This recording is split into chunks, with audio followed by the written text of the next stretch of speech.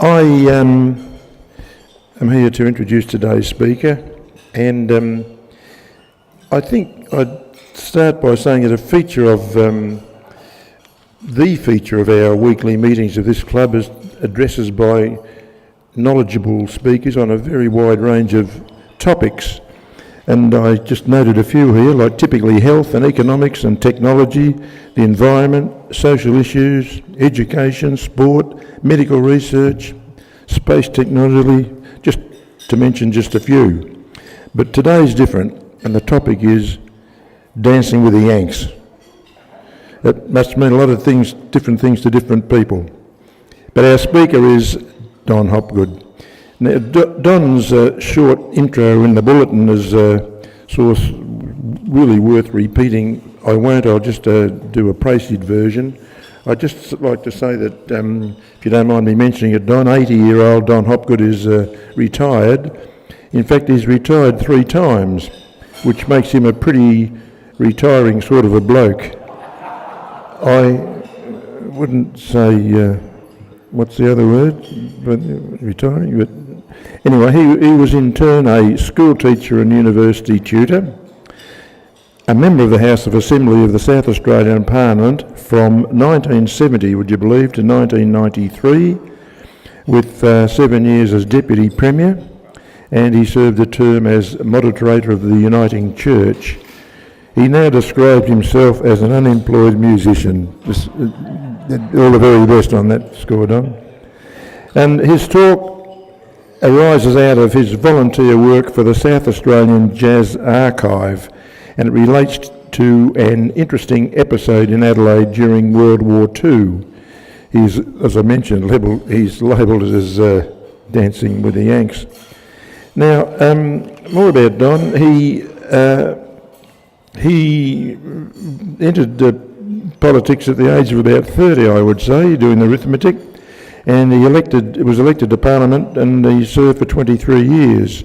He was Deputy Premier through tough times for about 7 of those years, and he was, in his time, I think he was acting Premier several times, but also Minister of Education, Minister of the Environment, Minister for Security, Minister for Health, and others as well. So he's seen a lot of it and done a lot of it. Don is chair of a very active body, the South Australian Jazz Archive, and he's been the driving force behind it, I think, since its inception.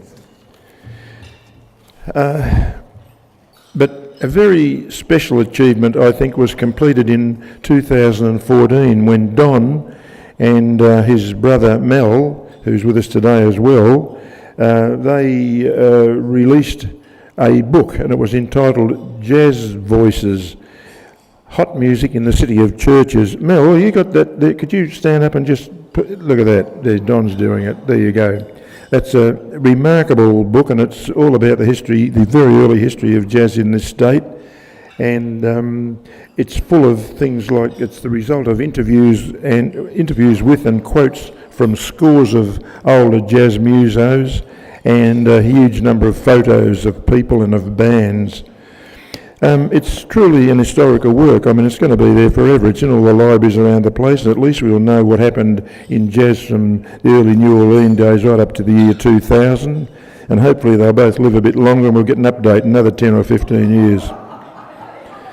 Now, having taken up some of Don's time, and I apologise, Don, and he's due to be at the archive which he runs, which is on the corner of North Terrace and Pulteney Street, if you ever get the opportunity to go. The museum's there, but Don's got an engagement there after he finishes here.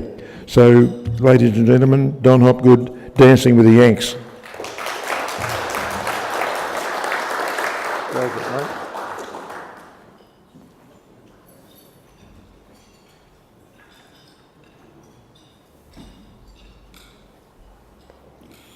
Ollie, thanks very much for the commercial.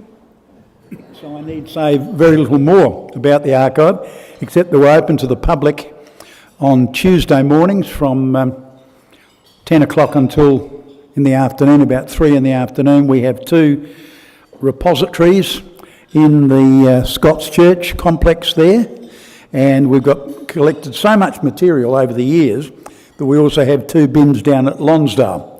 for the stuff.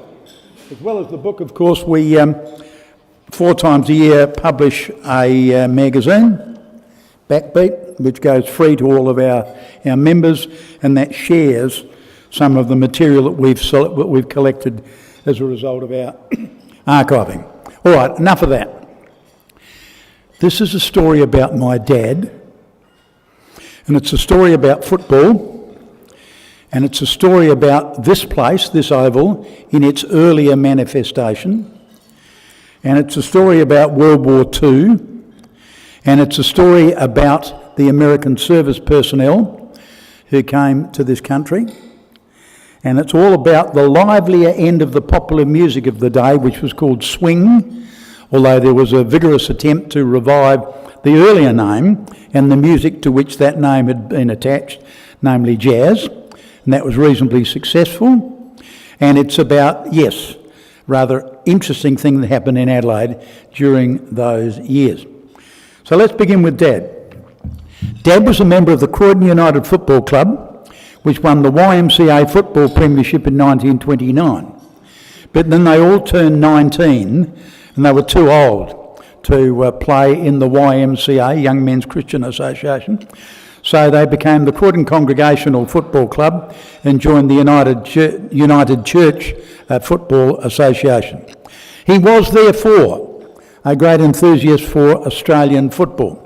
And although he was rather partial to Port Adelaide, we lived in Prospect, and so he took his family along to the Prospect Oval to see the red and whites, and also, of course, to Adelaide Oval in 1952 when they beat Norwood by 18 goals in the grand final.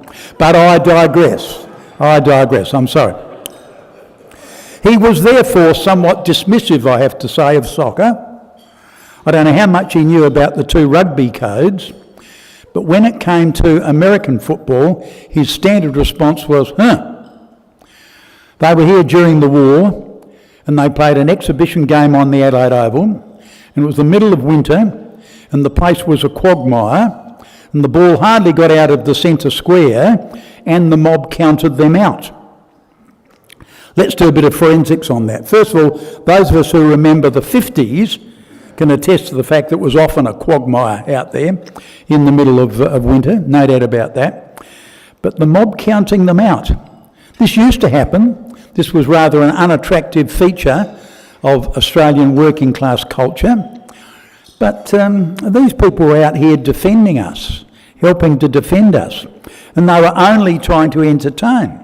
So I wondered whether it really actually happened, whether Dad actually heard it fourth hand from someone and the whole story had been exaggerated in the telling. Well, now I know, well, most of it, and within a few minutes you will know, or at least most of it. Now I know they need to point out the salient features of World War II. As Basil Fawlty told his German guests, you invaded Poland. The Americans weren't very interested at the time, but then of course things changed when those bombs rained down on Pearl Harbor and they entered the war. Around about the same time, of course, Singapore fell, and John Curtin, our Prime Minister, issued an invitation to the Americans to come here. They would help to defend us, and in turn we would provide a secure base for rolling back this invasion that had been happening. Now, you've got to say this for the Yanks, although they elect some funny people as president, and I don't include Roosevelt in that, by the way, nonetheless, when they make up their minds to do something, they do it. In World War I, when Woodrow Wilson declared war on the Germans, he said, within 12 months, I will have 1.5 million doughboys, the World War I name for a GI, in Western Europe. And he was pretty well as good as his word. Well, in World War II, much the same thing happened to Australia. There were 1 million American service personnel in North Queensland. Townsville became one of the great American cities of the world. This provided a lot of employment for Australian waiters and waitresses and taxi drivers and musicians and that sort of thing.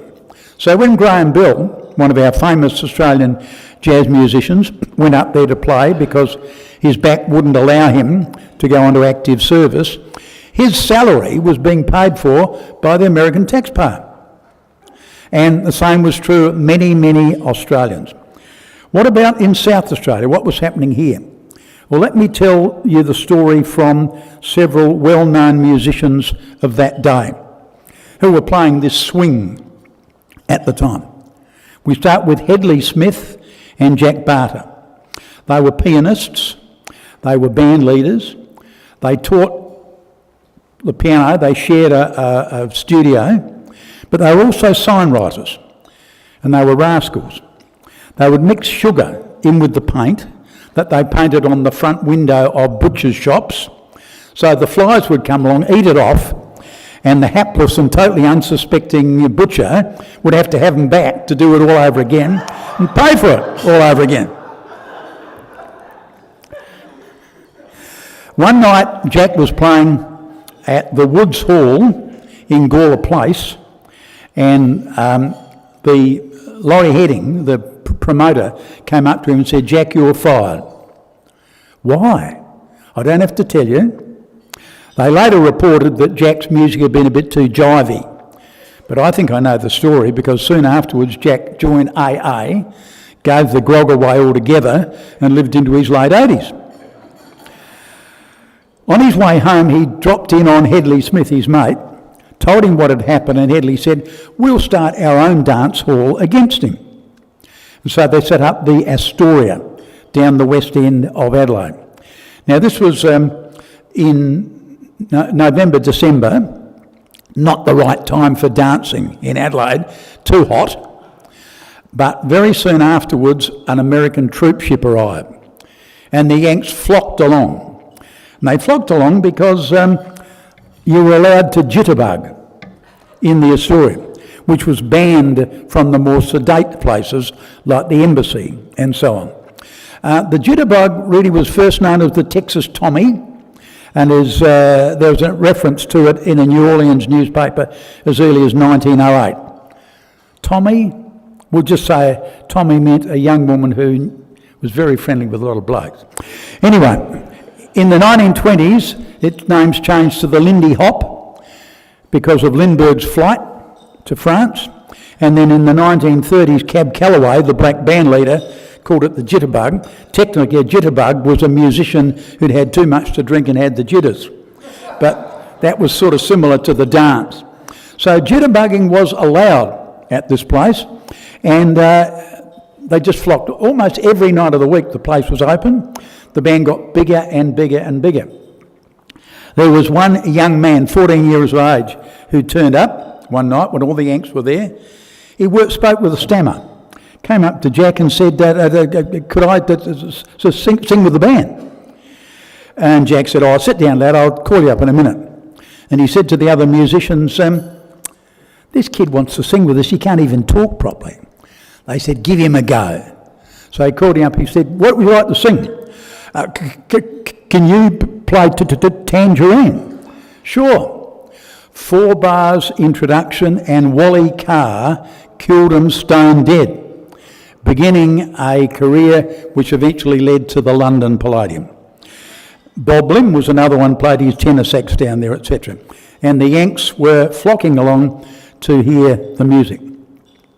Maury Leduff was playing, possibly with Hedley Smith, and a trumpet player called Max Lawson and others at the Bondevue, which was a rival to what Jack's place was. And Maury heard that the band with the Americans was going to play a dance at the Adelaide Town Hall. Admission to American servicemen and girls only. And he said to Max, "We're going to go along. As soon as we finish our gig, we're going to turn up." Well, Max got a little bit blotto during the night. Maury had to more or less carry him along to the town hall. But when they got there, they were allowed in because they were wearing their tuxedos and they had their musical instruments, so people probably thought they were musicians. Well, they get inside, and a fellow called Laurie Greeley, a local crooner, was singing. And Max said, "What did you bring me to hear him for goodness sake? I can hear him any time." Maury said, "No, I know there's a band backstage and they're about to come on. And the 12-piece American swing band, the Red Arrows, came on the stage. And Jack Fisher, the singer, got up and said, "Well, ladies and gentlemen, we're now going to play you a new arrangement by Jerry Gray of A String of Pearls." And they went, "Wada, wada, wada, da, da, da, da, da, da, da." They couldn't believe what they were hearing. They'd heard American records before. They'd never heard it in the flesh. And the effect was such that Maury claims that his mate was within 10 seconds stone cold sober. Well, they were here for 6 months. They played for the Adelaide Jazz Lovers Society, who used to meet in the King's Ballroom down there at the corner of Carrington Street. And they had quite a considerable impact on the local musicians, including Bob Lim. Their tenor sax player explained to him how to use the reed properly and all that sort of thing. Well, here comes another bit from the archive. I should have wound this up to A2, I'm sorry. It's an A3. People interested, have a look later. One of our supporters rang me one day and said, "Don, on your way into town, can you drop in? I've got something for the archive." So I turned up, and he had a program for a particular thing that was about to happen, that had happened, I should say. That was the front cover. It talked about, on the Adelaide Oval, Saturday the 4th of July, American Independence Day, Grand Carnival, presentation of flags, American rules football, US military bands display. They marched from Victoria Square all the way down to the Oval. Demonstration of boomerang spear throwing and tracking by Australian Aborigines. Official program, threepence. Yes, they marched down to the Oval. They were met by the local dignitaries, including the Governor, and then this cultural exchange took place. And I looked at this and I thought, that's what Dad talked about. That must have been exactly the same event. So having got hold of this and knowing then exactly when it was, I went into the library and did the research. And sure enough, there was an apologetic reference to the fact that the game of gridiron would have been so very much better had it not been for the fact that the oval was a quagmire and the ball hardly got out of the centre square. No mention of the counting out. No mention of the counting out. Well, the Americans had an enormous influence in the short time that they were here. And as I say, they provided employment for lots of Australians. They certainly showed the Australian musicians how to play swing and that sort of thing. And they also had a considerable influence on the local ladies. They were unfailingly polite. They had plenty of money. One of the books about the American occupation of Australia during World War II is called Overpaid, Oversexed and Over Here. But the girls were bought perfume and chocolates, and their parents were referred to as Sir and Ma'am. Very, very impressive sounding, very impressive indeed. And the result was, of course, that a number of the Australian women at the end of the war went over to the States as Australian war brides. I think the impact on the local music was quite considerable in many sorts of ways. And in a sense, of course, that music is still with us. Last night I heard a very good band, and he who just introduced me was playing tuba in that band, playing very much in the style that was being revived at the time. And the Yanks helped us to revive. Sometimes there could have been rather unpleasant consequences. One of the older musicians talked about he used to go down to the wharf there at Port Adelaide and see if he could get American records, because you see you couldn't. You could only get records in from the Stirling area. Although Kimbernaithen got a few in and got into a bit of trouble actually as a result. So he used to go and see if he could get records from these people. Well, on one occasion somebody came at him with a knife. Obviously a guy who was drugged up. He left there and never went back. So that's really the story. We danced with the Yanks right through the war until its successful conclusion. Oh, and before I finish, we have this extraordinary republication of a book that was issued to American servicemen during the war, Instructions for American Servicemen in Australia, 1942. What you can expect from these Australians, including how to speak the Australian language. And the very first entry, because they give a column of Australian slang, and then the equivalent American slang, is drogo, a clumsy Australian insect or a rookie. They meant, of course, drongo, a word that has long since dropped from our vocabulary. One or two of the others are a bit problematical. Sheila is referred to as a babe. And unfortunately, they were told that all Indigenous Australians are referred to as abos. There you go. That's the story of how we dance with the Yanks. Its impact not only in Australia whole, but in this little town. And they did play gridiron on this oval. It was a quagmire. It was a shambles. But whether they were counted out, I don't know. Even if they were, the newspapers wouldn't mention it, would they? Because it would be very, very bad for Australian-American relationships. Thanks for listening.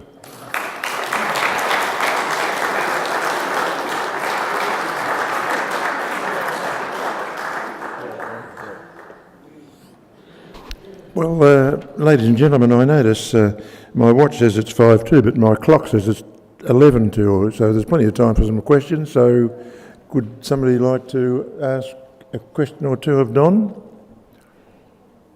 Yes, I see one. That Peter, go.